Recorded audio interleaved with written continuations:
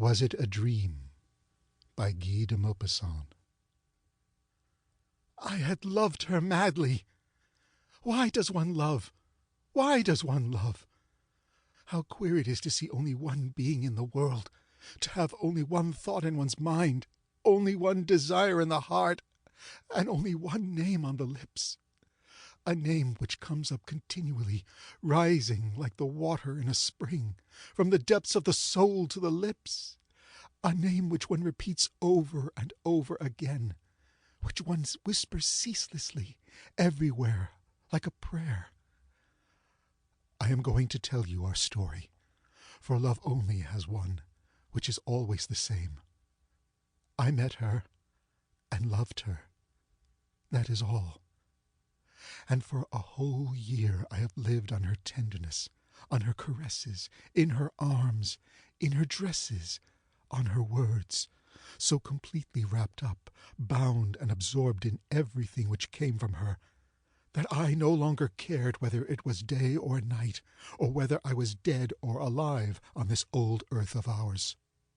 And then she died. How? I do not know. I no longer know anything.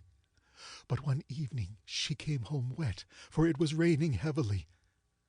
And the next day she coughed, and she coughed for about a week, and took to her bed. What happened I do not remember now, but doctors came, wrote, and went away. Medicines were brought, and some women made her drink them. Her hands were hot, her forehead was burning, and her eyes bright and sad.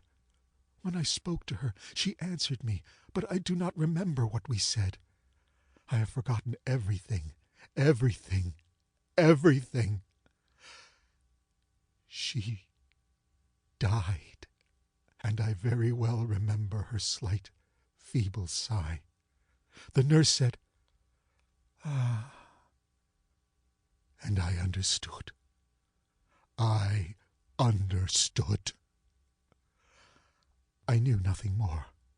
I saw a priest who said, "Your mistress?" And it seemed to me as if he were insulting her. As she was dead, nobody had the right to say that any longer, and I turned him out. Another came who was very kind and tender, and I shed tears when he spoke to me about her. They consulted me about the funeral, but I do not remember anything that they said, though I recollected the coffin and the sound of the hammer when they nailed her down in it. Oh, God!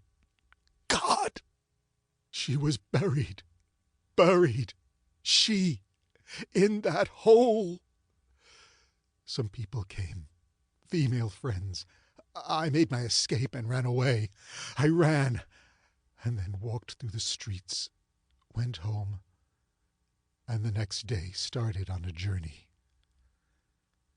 Yesterday, I returned to Paris, and when I saw my room again, our room, our bed, our furniture, everything that remains of the life of a human being after death, I was seized by such a violent attack of fresh grief that I felt like opening the window and throwing myself out into the street.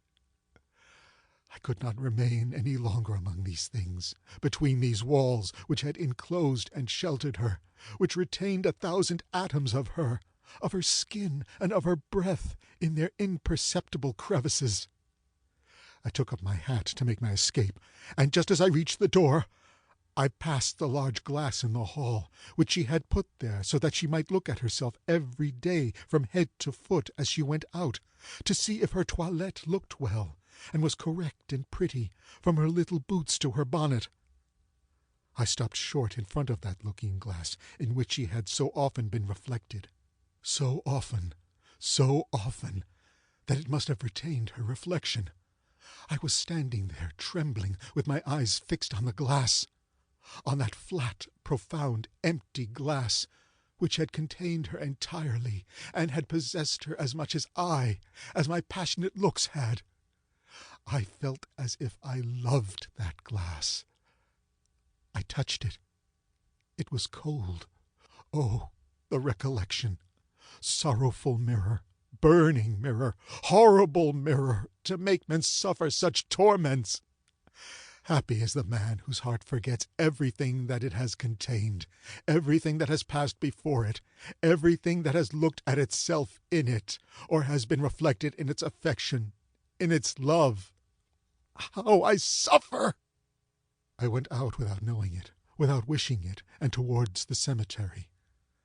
I found her simple grave, a white marble cross, with these few words: "She loved, was loved, and died." She is there below, decayed. How horrible! I sobbed with my forehead on the ground, and I stopped there for a long time, a long time.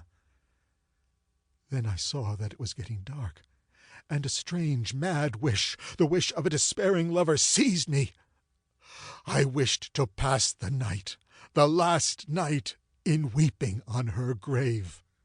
But I should be seen and driven out. How was I to manage? I was cunning, and got up and began to roam about in that city of the dead. I walked and walked. How small this city is in comparison with the other, the city in which we live. And yet how much more numerous the dead are than the living. We want high houses, wide streets, and much room for the 4 generations who see the daylight at the same time, drink water from the spring, and wine from the vines, and eat bread from the plains. And for all the generations of the dead, for all that ladder of humanity that has descended down to us, there is scarcely anything, scarcely anything. The earth takes them back, and oblivion effaces them. Adieu.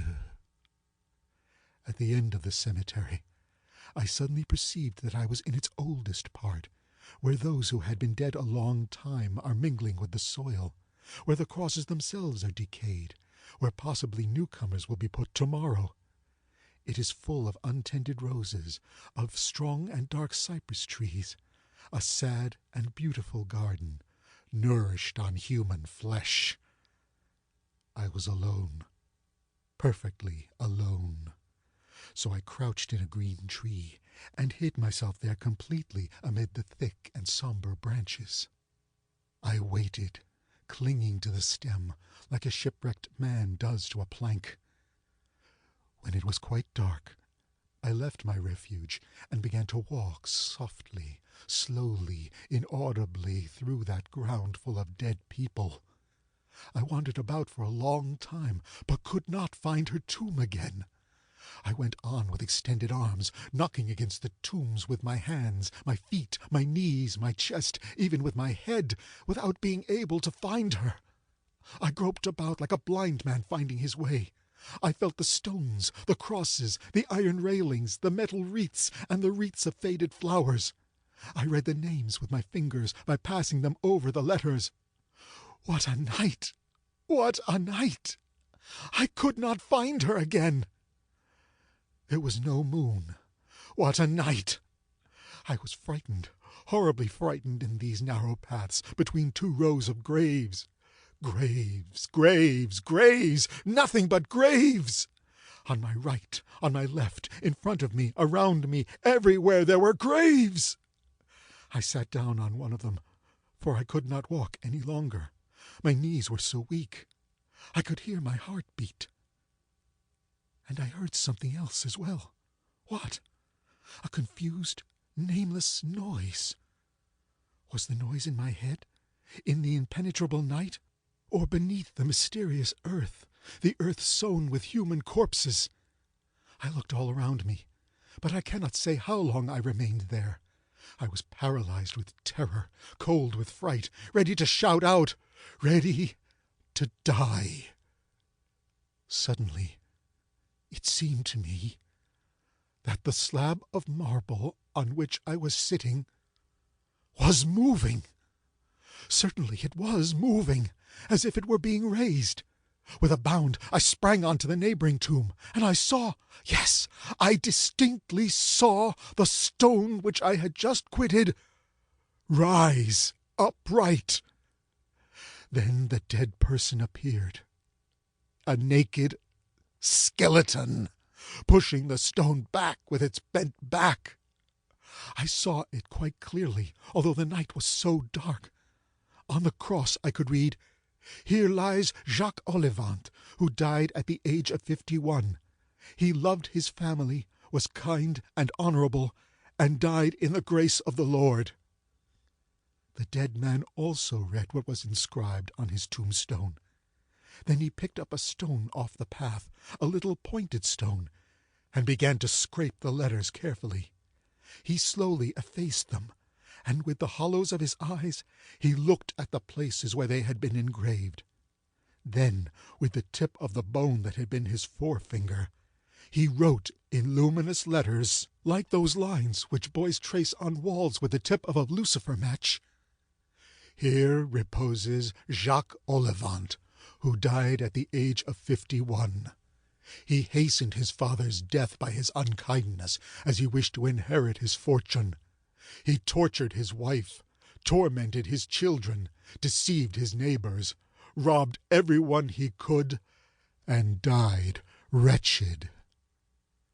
When he had finished writing, the dead man stood motionless, looking at his work.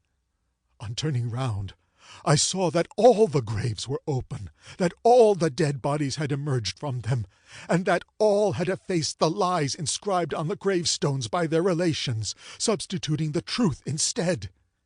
And I saw that all had been the tormentors of their neighbors, malicious, dishonest, hypocrites, liars, rogues, calumniators, envious, that they had stolen, deceived, performed every disgraceful, every abominable action. These good fathers, these faithful wives, these devoted sons, these chaste daughters, these honest tradesmen, these men and women who were called irreproachable.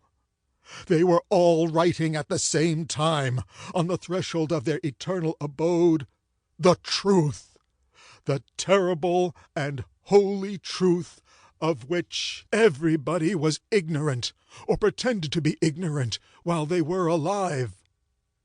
I thought that she also must have written something on her tombstone, and now, running without any fear among the half-opened coffins, among the corpses and skeletons, I went toward her, sure that I should find her immediately. I recognized her at once, without seeing her face, which was covered by the winding sheet, and on the marble cross where shortly before I had read, "She loved, was loved, and died," I now saw, having gone out in the rain one day in order to deceive her lover, she caught cold and died. It appears that they found me at daybreak, lying on the grave, unconscious. End of Was It a Dream by Guy de Maupassant.